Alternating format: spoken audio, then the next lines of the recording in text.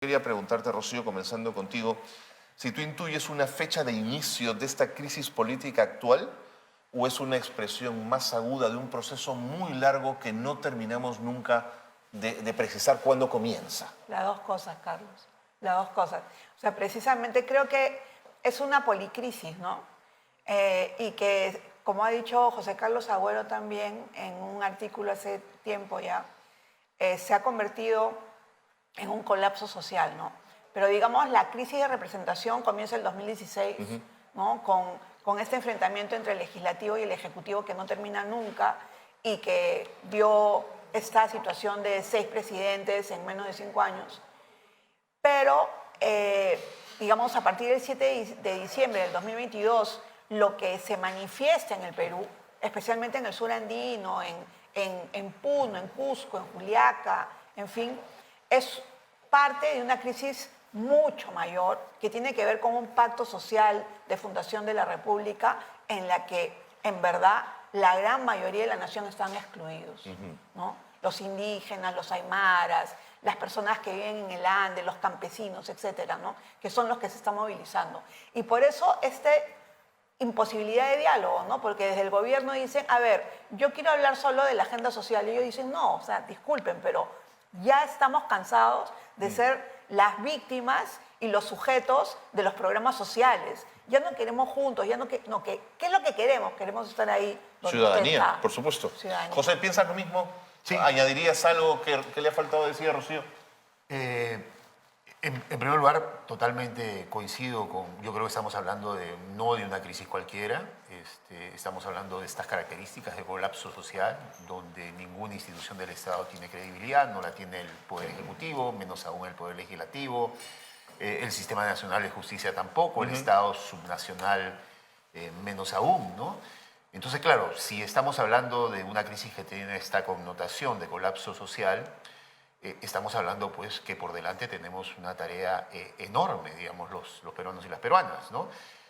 Yo creo que, porque ahora se habla de que ya estamos en un momento de mayor estabilidad, las cosas como que tienden a volver a la normalidad, cuidado, ¿no?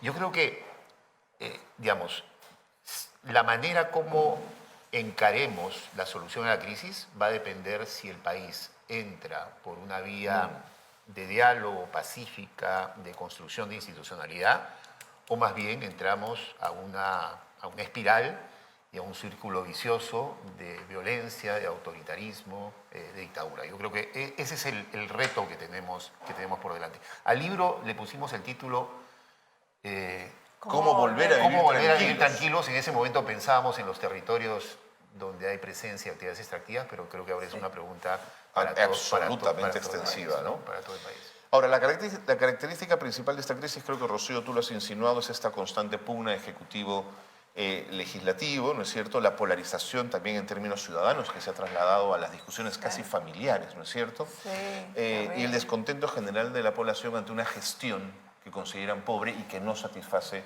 sus necesidades. Yo quería preguntarles si esta es la crisis de los partidos no resuelta, ¿ese es el sustrato al que nos enfrentamos? ¿O es que en los 80 la relación de los partidos políticos y su representatividad era mejor, era diferente, ofrecía otra cosa que la que ofrece hoy? Rocío. Mira, sí, hay varias cosas ahí, ¿no? Bueno, no es solo un tema de crisis de representación, yo creo que es una crisis más profunda. Ok. Por eso usan el término colapso social, ¿no? Sí, exactamente, ¿no? Pero, por supuesto, también está muy vinculado con la forma como se han instituido los partidos y con los trámites burocráticos para instituir partidos. Okay. Porque de verdad percibo que todos estos partidos que son vientres de alquiler cumplen con todas las... Con todos los en lo formatos, formal, por supuesto. ¿no? Cumplen con todo lo formal, pero en verdad no significan nada. No hay una ideología detrás, no hay una militancia verdaderamente conectada con ese partido, ¿no? Es más, o sea, hay partidos políticos que a mí me parecía rarísimo nosotros venimos de la izquierda, pues, ¿no? Donde, pucha, hasta ponemos plata por el partido, ¿no? Y hay partidos políticos que le pagan al secretario no sé cuántos, que le pagan al coordinador de no sé qué. Y yo digo, bueno, pagarle a la contadora, al administrador, bueno, ¿no? Claro, o sea, porque se requiere ahí personal técnico. Pero a tus militantes, ¿no? Entonces, todo eso a mí me parece que es una de formación de lo que son los partidos políticos, tanto así que el gran partido político del siglo XX del Perú, que es el APRA, ¿no? O sea, que hay que reconocerlo, está fuera de los partidos. Es algo que me parece increíble, verdaderamente, ¿no? Y siento que esta burocracia que cada vez hay muchos politólogos que quieren ponerle esto y el otro y las condiciones tal y no, mejor sacamos esto, ponemos lo otro, eso más bien está convirtiendo todo esto en un colapso mayor. Y lo peor de todo es, supongo que hablaremos de eso, el Congreso. El Congreso. Sí, El Congreso. el Congreso. Ahora, José, la presencia de sectores conservadores que representan a una derecha cavernaria, porque siento que necesitamos una derecha diferente, le viene bien al país una derecha diferente, ¿no es cierto? ¿Es una respuesta a la propia crisis? ¿Esta aparición de sectores conservadores que condicionan al país y complejizan el escenario? A ver, yo creo que, digamos, es una expresión de la crisis, ¿no es cierto? Esta suerte de radicalización de sectores políticos me da la impresión que es una expresión. Hoy en día, digamos, la clase política tiene graves problemas de representación política y eso se ve claramente en la derecha, ¿no? Claro, si mañana o pasado fuesen las elecciones, ¿quién sería el candidato de la derecha? Esa es la pregunta. Es bastante más, es posible que sea un representante del sector de la extrema derecha. Más conservador, yo también lo ¿no? pienso, sí. Hoy en día incluso el fujimorismo aparece ya casi como, dentro de poco los van a comenzar a denominar como caviares, ¿no? En este intento de diferenciarse de esta extrema derecha. Pero digamos, esta aparición no es solamente el caso peruano, ¿no? Ya lo hemos visto en Brasil y en otros países. En España. En España, por supuesto. Digamos, es un elemento nuevo que hay que mirarlo con atención. Y además que están a la base de la agudización de la crisis política en estos últimos meses, digamos. Desde un inicio estuvieron en el núcleo duro, la coordinadora republicana, creo que se llama, ¿no? Sí. Hicieron su aparición antes de las elecciones, después han tenido representación política en algunas bancadas. Firman el Pacto de Madrid, José, tienen lazos internacionales también. Sin duda, ¿no? Y fueron el núcleo duro, digamos, de los que quisieron desconocer la victoria de Castillo, los fraudistas, ¿no? Ahí han estado, y han sido los que han estado en la iniciativa de todos los intentos de vacancia, ¿no? Finalmente, digamos, el propio Castillo les puso en bandeja la vacancia, pero creo que es un elemento clave para entender la situación compleja que estamos viviendo, ¿no? Correcto. Última, antes de entrar al libro, Rocío, desde mi perspectiva, el peor momento de esta crisis, por supuesto dejando de lado la inaceptable pérdida de vidas humanas debido a la violencia por parte del Estado que hemos visto en los últimos meses, creo que fue lo que mencionó José, el no reconocimiento del triunfo de Pedro Castillo. Bueno. Por izquierdista, por serrano, por campesino, por rural. Los bufés de abogados de Lima al servicio de un fraude, ¿no es cierto? Fue esa para mí la peor expresión de esta crisis. Rocío, ¿coincides conmigo o quieres citar otro momento que también te ha avergonzado profundamente? De la crisis de la derecha. Ajá.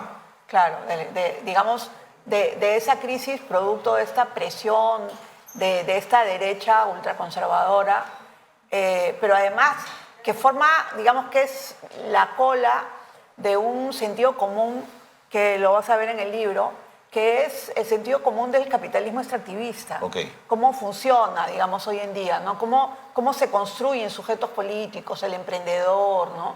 Y de pronto tenemos a un señor taxista que en realidad se autoexplota y que se considera un emprendedor de la movilidad Se comió pública. El discurso completamente. Entonces, sí, exactamente, ¿no? Entonces lo que yo percibo es que estamos verdaderamente ante una situación en que hay un gran sector, especialmente los medios de comunicación más tradicionales, que no reconocen un Perú que hay, ¿no? Hay, digamos, nosotros que recorremos los territorios, la semana pasada he estado en el corredor, bueno, he estado en Chumbivilcas y en Espinar, pero yendo por el corredor minero, ¿no?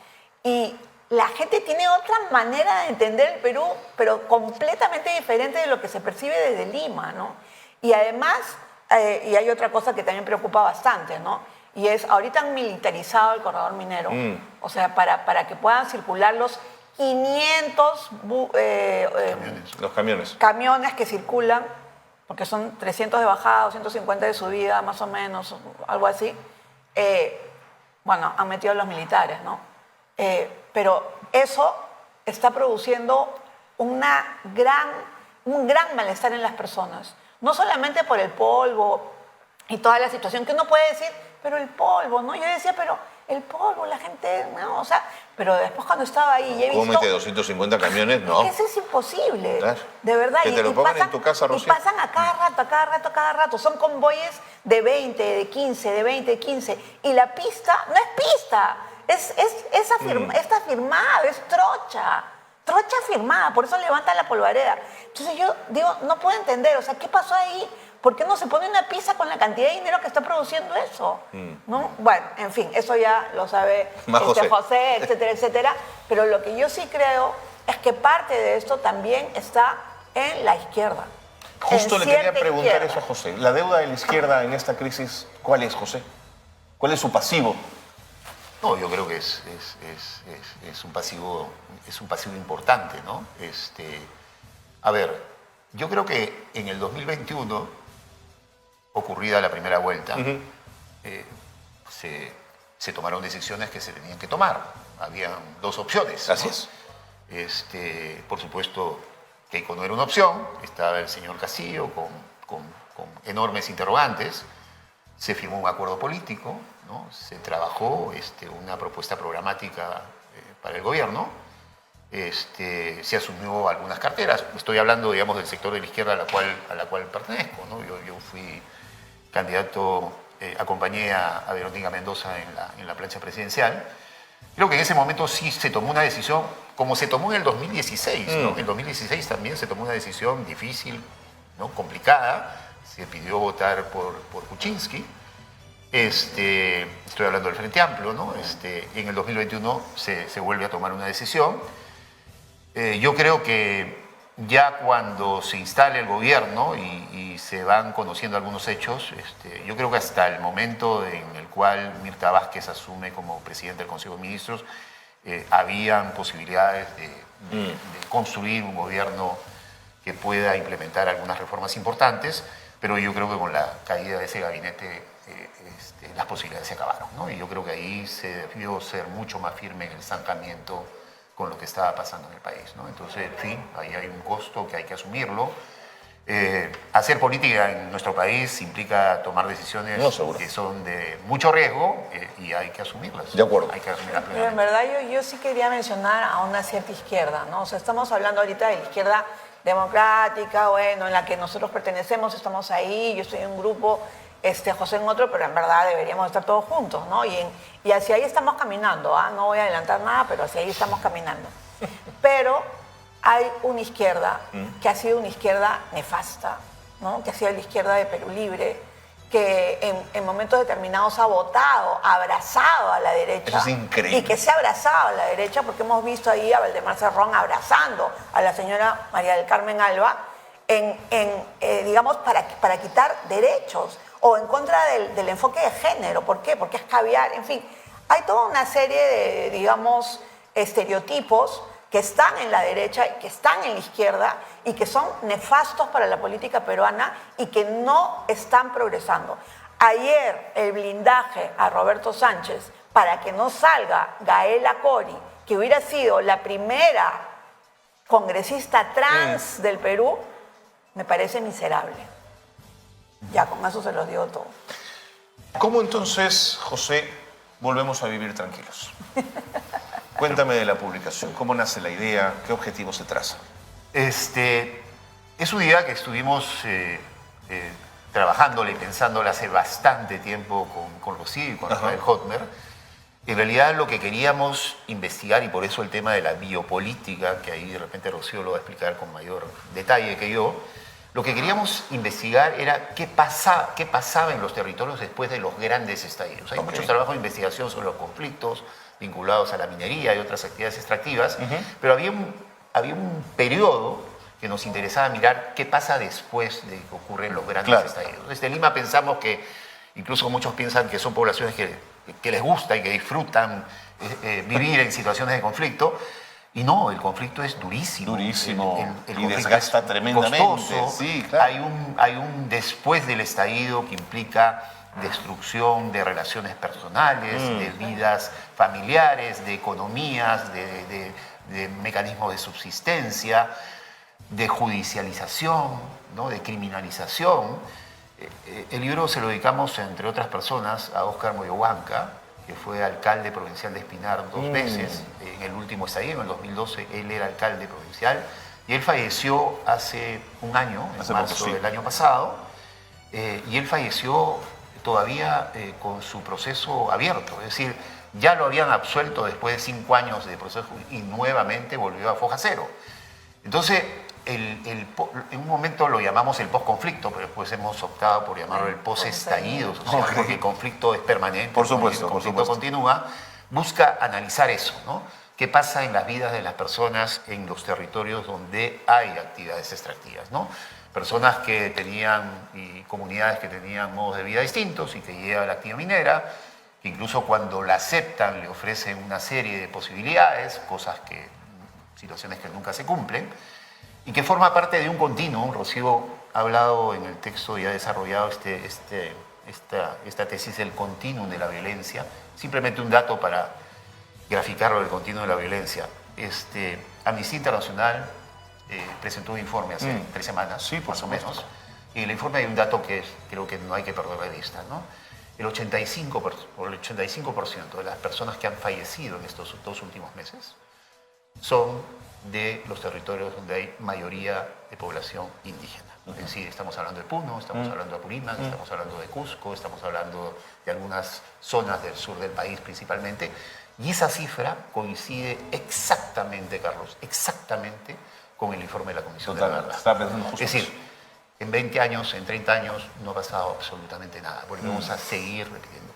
Y lo que estamos analizando en estos territorios con presencia de actividades extractivas forma parte de eso, de un continuum de la violencia y de un continuum de afectación de derechos económicos, sociales, culturales, ambientales de poblaciones enteras, ¿no? Justo homenaje a la memoria de Óscar Moyohuanca, también Santiago Manuín, ¿no es cierto?, líder aguajún, bueno, y Pancho Soberón, por supuesto, defensor y activista permanente por los derechos humanos. Cuéntame la biopolítica, este concepto que has trabajado, Rocío. ¿De qué estamos hablando? Bueno, en verdad, Rafael, ¿no? Rafael Holmer también, él trabaja mucho desde ese ámbito. O sea, nos hemos complementado, ¿no? Porque José es economista, súper así. Bien. El rigor. el rigor. No, de verdad, bien riguroso, incluso con el lenguaje. No, seguro. Lo cual me hace admirarlo más. Bueno, Rafael, que él trabaja mucho en los territorios también. Rafael es holandés, pero vive acá en el Perú hace muchos años. Tiene, bueno, su familia peruana.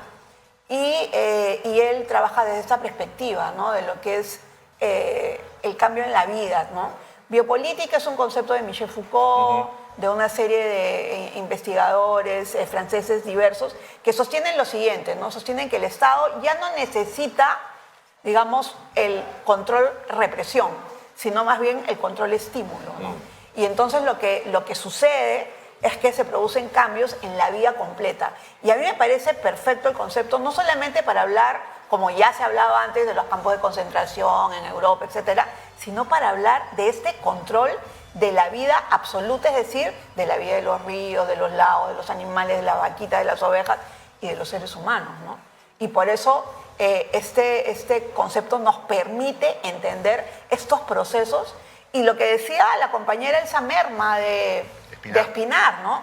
Ella es una dirigente de las mujeres de la Nación Cana, y cuando nosotros le preguntábamos qué es lo que cambia en el territorio cuando entra la empresa minera, y ella simplemente nos dijo, todo cambia, absolutamente todo cambia. Nada vuelve a ser lo mismo, nada vuelve a ser igual. Es decir, por ejemplo, en las Bambas, ¿no? El proceso de monetarización de todo ese ámbito, que para las mujeres es bien chocante, porque, digamos, también ahí hay un tema de género que hemos analizado en un capítulo, ¿no? ¿Cuáles son los impactos diferenciados para las mujeres y para los varones? Los varones, en ciertos momentos, ciertos varones, ¿no? Tienden a monetarizar las soluciones. O sea, las mujeres no. Las mujeres se ven, o sea, desesperadas porque son sus hijos los impactados con el tema medioambiental, son sus animales, son sus costumbres, etcétera, etcétera. Y entonces, para ellas sí es más difícil decir, bueno, denme tanto, Y- la transacción la ven con más complejidad, ¿no? Exacto, exacto, ¿no? Y también lo que hemos visto pues también es de parte de la propia empresa, por ejemplo, Las Bambas, que me he quedado bien asombrada, que ahora estaba en Nueva Fuerabamba, es las lógicas de vida completamente diferentes, ¿no? La empresa les hace a los comuneros de Fuerabamba unas casitas que la empresa supone que son buenísimas, que son de 4 pisos y no sé qué, en un espacio con su colegio, canchita de fútbol y todo lo demás, y la gente no vive ahí. ¿Por qué? Porque ¿cómo llevas tus cuyes y tus ovejas al 4.º piso? O sea, no ha habido este elemento fundamental intercultural, ¿no? Para poder plantear soluciones, ¿no? Entonces, eso es lo que yo percibo que está sucediendo. Esto que nosotros hemos visto en los territorios, en Tía María, en Espinar, en Las Bambas y también en la zona de Bagua, porque tiene un capítulo de Bagua que nos ayudó Marlene Castillo, eso lo estamos viendo ahora en todo el Perú. O sea, está imposibilidad de diálogo, no hay diálogo, ¿no? Es la comunicación, no se puede dar, la polarización es extrema. Tú tienes tu manera de entender el mundo y tú tu manera de entender el mundo, pero los que están en el poder le dicen al otro, mira, disculpa, pero eso que tú entiendes no está bien, yo te voy a enseñar, ¿ya? Cuando ellos han vivido en los territorios, siempre, ¿no? Siempre hay una tradición. Entonces, a mí me choca bastante cuando también me comentan, y yo también, o sea, y nosotros tampoco vivimos en los territorios. Nosotros tenemos que respetar lo que la gente de los territorios nos dice, nos manifiesta, nos plantea y nos propone, porque ellos están ahí tomando agua contaminada.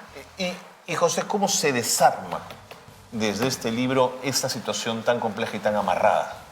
A ver, y cuando estamos hablando de extractivismo, estamos hablando de la gran minería, de la mediana minería, de la pequeña minería y también de la minería informal, de la minería artesanal, que también ha penetrado enormemente en sus territorios. Y es un factor de violencia, es un factor de desarticulación. Sin duda. Y en este caso, además, si ves los 4 casos estudiados, en realidad son 3 vinculados a la minería y uno que recupera el caso de Bagua, que es un caso muy particular y también una herida abierta en la historia reciente del país. Estamos hablando de casos distintos, estamos hablando de casos donde ya la minería está, ¿no? En Espinar la minería está desde la década de los 80, por supuesto, del siglo pasado. En Las Bambas está desde 2004, que se entregó el proyecto y empezó a producir el 2015, 2016. Es decir, son zonas donde la minería ya está. Entonces ahí hay una suerte de coexistencia difícil, complicada, muchas veces con estallidos sociales. Y también hay un caso, que es el caso del Valle de Tambo, del famoso proyecto Tía María, en la provincia de Islay, en Arequipa, donde es un típico caso de resistencia, donde la gente dice, no quiero, ¿no? Entonces, el libro, luego de darle un seguimiento y un análisis a cada uno de los casos, termina en un análisis de escenarios, de salidas, de construcción de políticas públicas, de alternativas, de reflexión sobre todo el marco normativo que se construyó hace 30 años, qué sirve y qué no sirve, y cuáles podrían ser los elementos que permitan superar estas situaciones complicadas y difíciles. ¿Quisieras poner algunos sobre la mesa, José, para provocar el diálogo? Por ejemplo, Rocío ha hablado del corredor del sur, ¿no? Nosotros nos cuesta decir corredor minero porque en realidad precisamente ahí se comete el error, pues, ¿no? Porque finalmente se ha impuesto un corredor minero sobre una zona donde ya había un corredor económico, un proceso histórico de articulación entre las poblaciones. Entonces, la manera como desde el Estado se ha atendido los conflictos sociales es una lógica profundamente, una mirada desde Lima, ¿no? Profundamente centralista, donde se espera el estallido y se interviene. Nosotros decimos, no, hay que construir un sistema de gobernanza donde el Estado esté presente en los territorios, que busque una lógica de prevención de los conflictos, más que de una lógica reactiva, donde el Estado nacional articule con el Estado subnacional, pero sobre todo los actores de los territorios estén presentes, en una lógica de gobernanza de ese territorio, para encontrar las salidas. Ahora que hemos tenido estos eventos climáticos extremos y ahora todo el mundo habla de ordenamiento territorial, lo importante que es ordenar el territorio, bueno, esa es una política pública clave, fundamental. El país Nosotros no estamos en contra de la minería es una actividad sumamente importante, lo es y va a seguir siendo. Sin duda. Pero discutamos en serio y a fondo dónde le conviene al país que haya minería y también discutamos en serio a fondo dónde no debería haber minería en el país. Esa es una política fundamental que todo país que tiene una alta dotación de bienes naturales, como es el caso peruano, tiene que tenerla como una política fundamental, dónde sí y dónde no. Gestión ambiental, necesitamos fortalecer la gestión ambiental, pero sobre todo en los territorios, y no que ocurra lo que ha venido ocurriendo en los últimos 25 años, donde más bien se ha debilitado la gestión ambiental y mecanismos de participación ciudadana que nos parecen fundamentales. Es decir, Fundamental. si entendemos eso, ¿no? Que eso no es estar en contra, sino buscar más bien esos puntos de equilibrio que estamos necesitando en el país, yo creo que vamos a comenzar a construir las salidas. De acuerdo. Sí, solamente quería agregar Rocío, una por favor. cosita antes de terminar, y es lo siguiente, ¿no? Este año se cumplen los 20 años de la entrega del informe final Sí. de la Comisión de la Verdad y Reconciliación. Una de las recomendaciones de la Comisión es el ordenamiento territorial. Han pasado 20 años y no pasa nada. Entonces, yo creo que hay que escuchar y leer y volver a poner sobre la mesa la discusión del informe final, porque ahí están planteando algunos temas fundamentales para evitar los conflictos. Correctísimo. Y es política que está en el acuerdo nacional también. Además, dicho sea de paso, ¿cuánto tiempo les tomó la investigación? Bueno, nos Es una tomó- investigación prepandemia. Prepandemia. Es prepandemia Ok. y nos tomó la pandemia, y aquí José nos hacía levantar todos los domingos a las 9 de la mañana. Ok. En el medio de la investigación, Rocío salió elegida congresista. Sí, Es decir, hemos tenido Se toda agarró un poco. una de acuerdo. investigación Sí. sumamente accidentada, Sí. pero no. No, pero ha sido sido un súper- trabajo muy bueno, realmente. Yo he sumamente aprendido retador. muchísimo y de verdad es un libro que no está escrito por capítulos, ojo. Todo lo hemos escrito. Hay unos capítulos que sí están firmados por nosotros, pero lo demás todo entre todos. Sí, y como es comprenderás, siempre es mucho más complejo, ¿no? todo entre todos Claro. es como, wow, ¿no? Tú Discute dijiste cada tal palabra cosa. casi. Sí, fue bien interesante, ¿no? Y también Es un libro que nos acompañó en la pandemia, Sí. lo trabajamos también bastante en tiempos de pandemia. Sí. Y bueno, lo vamos a presentar el próximo 29 de marzo. 6:30 de la tarde. 6:30 de En la el tarde, lugar de la memoria. en el lugar de la memoria. Porque Mirta Vázquez queremos- va a estar en la mesa de presentación, porque ella es la que prologa el texto, ¿no? Sí. Ella, un prólogo efectivamente lindo. nos hizo el favor de prologar el texto. Ella va a estar en la mesa con Paola Bustamante, que también ha sido ministra de Desarrollo e Inclusión Social, también ha sido alta comisionada en el Corredor del Sur. Va a estar Javier Torres, que no sé cuántos libros lee por semana. Indira Wilcat. Y Indira Wilcat, que también nos va a acompañar en la mesa. Así De que acuerdo. están Sí. cordialmente invitados. Miércoles 29, 6:30 de la tarde en el lugar de la memoria. Una última. ¿Quiénes creen ustedes que deberían leer sí o sí este libro y hacer suyas sus recomendaciones? Ojalá que lo lean las empresas para comenzar. Empresas. Exacto, la Sociedad Nacional Ojalá que lo lea la de Sociedad Minería. Nacional de Minería. Ellos y creen todo. que con este libro aprenderían un montón. Bueno, por lo menos podrían dialogar, digamos, con otras ideas Ok. que no son las ideas que ellos Acá hay están ideas que planteando, sembrar. ¿no? Ok. Y por supuesto... Los tomadores de Los decisiones. tomadores de decisión. Por sin supuesto, duda, sí. Ejecutivo, legislativo. Pero como sobre sería todo acá. los jóvenes también, ¿no? O sea, sobre todo los jóvenes que están investigando sobre estos temas, que están analizando el tema, por ejemplo, del papel del liderazgo de las mujeres en estas zonas, que dicho sea de paso, hay varias en toda la zona de Cotabambas, etcétera, que se han Sí. convertido en Y Cooperación ha trabajado mucho sus temas de alcaldesas. investigación Efectivamente. del rol Sí. de la mujer en estas zonas de conflicto, ¿no? Sí. Muchas gracias. Ha sido un gusto tenerlos aquí. Vénganse a conversar cuando quieran. Nosotros felices. Gracias. Gracias por estar en la Mañana de Nativa. Encantada. Gracias, Carlos.